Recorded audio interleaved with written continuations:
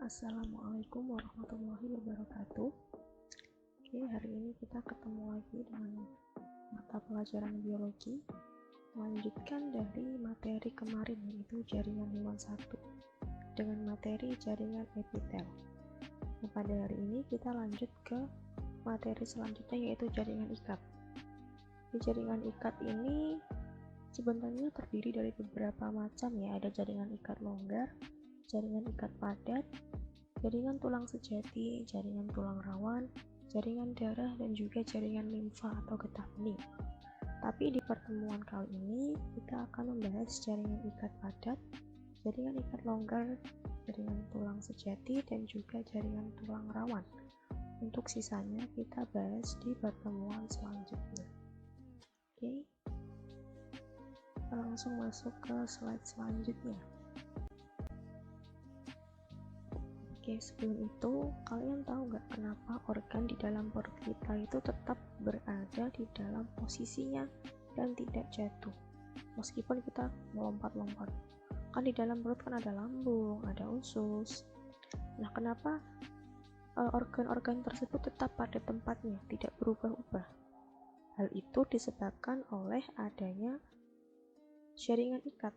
Jadi organ dalam perut kita ini dibungkus oleh jaringan ikat. Nah, apa itu jaringan ikat dan apa saja struktur dan fungsi jaringan ikat dalam tubuh? Mari kita cari tahu. Jadi, jaringan ikat ini merupakan jaringan yang berfungsi untuk mengikat atau menyokong jaringan lain. Jaringan ikat ini berkembang dari jaringan mesenkim yang berasal dari lapisan embrional mesoderm. Jaringan ikat ini tersusun dari dua komponen utama, yaitu ada bahan intersel atau matriks dan juga sel-sel penyusun jaringan ikat. Nah, bisa diperhatikan di gambar, ini merupakan komponen-komponen yang menyusun jaringan ikat. Yang pertama ada makrofag. Jadi makrofag ini merupakan sel-sel fagosit yang mampu memakan partikel-partikel dan mikroorganisme yang masuk dalam tubuh. Jadi kalau ada benda asing yang masuk ke dalam tubuh, nah itu tugasnya si makrofag untuk memakan partikel-partikel tersebut. Kemudian ada fibroblast, ini yang paling sering ditemui di jaringan ikat. Kemudian ada serat-serat kolagen yang warna merah kecil. Terus ada kapiler darah, lalu ada serat elastin, dan juga yang terakhir ada matriks interseluler. Selanjutnya yaitu ada fungsi jaringan ikat. Yang pertama, dia sebagai pengikat dan penyambung jaringan yang satu dengan jaringan yang lain. Contohnya apa? Contohnya yang terjadi pada tendon atau urat. Jadi urat ini menghubungkan antara jaringan tulang dengan jaringan otot. Yang kedua, sebagai penyokong dan pembentuk struktur tubuh. Contohnya jaringan ikat tulang. Kemudian fungsi yang ketiga yaitu sebagai pelindung suatu organ. Di jaringan ikat ini membungkus jaringan lain, biasanya merupakan bentuk selaput atau kapsul yang mengelilingi organ. Nah, contohnya pada pleura, yaitu jaringan yang membungkus paru-paru. Kemudian fungsi yang keempat ada penyimpan energi, misalnya jaringan ikat lemak. Fungsi yang kelima yaitu sebagai pengangkutan zat-zat dalam tubuh, misalnya jaringan ikat darah dan jaringan ikat limfa. Kemudian yang keenam sebagai pertahanan tubuh terhadap serangan bibit penyakit, misal jaringan ikat darah yang mengandung sel-sel darah putih atau leukosit penghasil antibodi. Selanjutnya kita masuk ke macam-macam jaringan ikat. Jadi ada 6 macam. Yang pertama ada jaringan ikat longgar, kemudian jaringan ikat padat, jaringan tulang sejati, jaringan tulang rawan, dan juga jaringan darah, serta jaringan limfo atau getah bening. Nah, untuk hari ini kita bahas sampai poin yang keempat. Untuk yang selanjutnya kita bahas di pertemuan yang akan datang, oke? kita masuk ke jenis jaringan ikat yang pertama, yaitu ada jaringan ikat longgar. Disebut juga dengan jaringan areolar, yaitu jaringan yang bersifat fleksibel dengan substansi dasar yang relatif cair. Nah, jaringan ini banyak mengandung fibroblast, makrofag, serat kolagen, dan juga sedikit serat elastin yang membentuk jaring-jaring.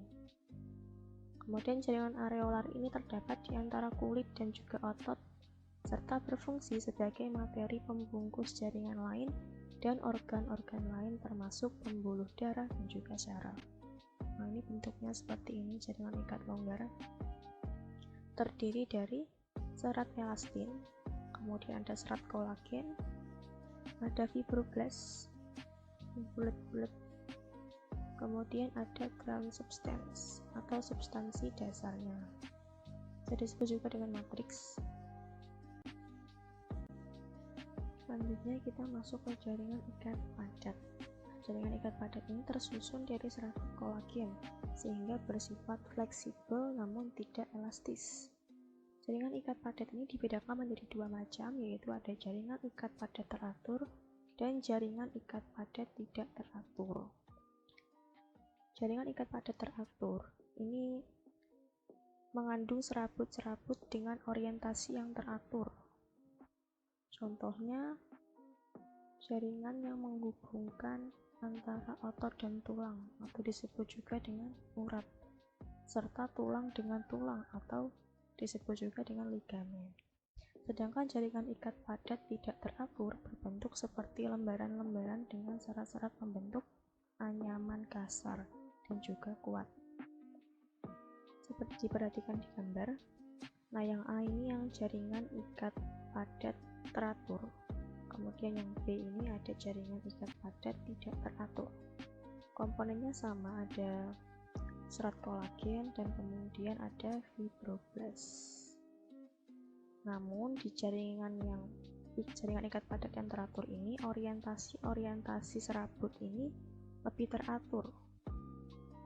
Sedangkan di jaringan ikat padat tidak teratur, dia berbentuk anyaman-anyaman kasar seperti ini. Nah, selanjutnya yaitu ada jaringan tulang sejati. Jaringan tulang sejati ini tersusun atas sel-sel tulang yang disebut osteosit. Matriksnya padat dan banyak terjadi pengaburan atau kalsifikasi. Fungsi jaringan tulang sejati ini adalah untuk melindungi organ dalam tubuh dan mengikat otot. Jaringan tulang sejati dibagi menjadi dua, yaitu ada tulang keras dan juga tulang spons. Nah, yang di gambar sebelah ini ada tulang keras. Ini bagian-bagiannya ada osteon, kemudian ada lamela. Ini juga ada osteon lagi. Lalu ini di bagian tengahnya ini ada tulang spons. Jadi dia densitasnya tidak terlalu tinggi. Kemudian yang garis kecil ini disebut dengan saluran Havers. Nah, di gambar ini itu ada tulang spons. Bagian-bagiannya seperti ini. Di tulang spons itu letaknya di atas ini. Kalau yang bawah ini, bagian ini merupakan tulang sejati.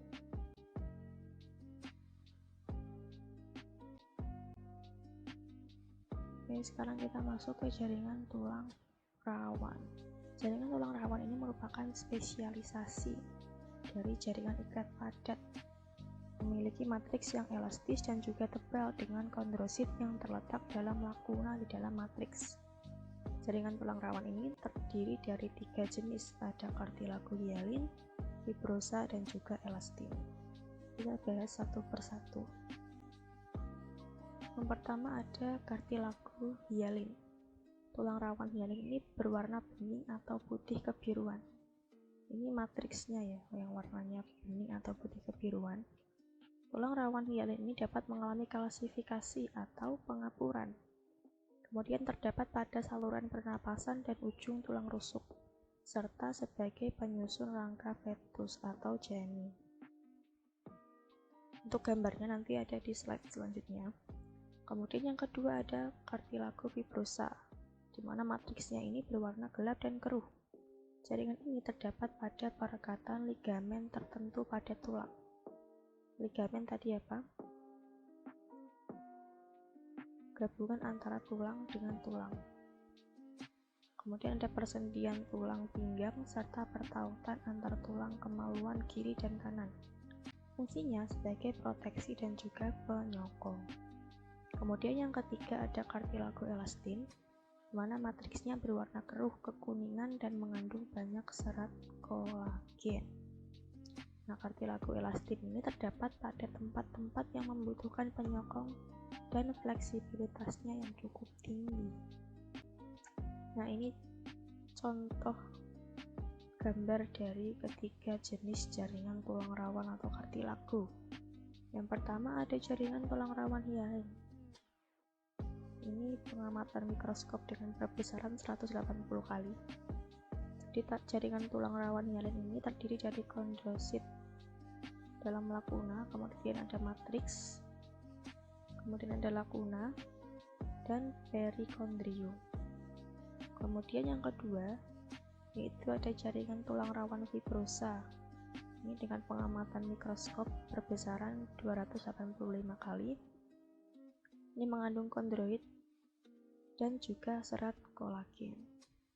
Kemudian yang ketiga ada jaringan tulang rawan elastin. Ini dengan perbesaran 470 kali. Ini mengandung kondroit, kondroitnya seperti ini bentuknya. Kemudian ada serat elastin ya, sesuai dengan namanya jaringan tulang rawan elastin.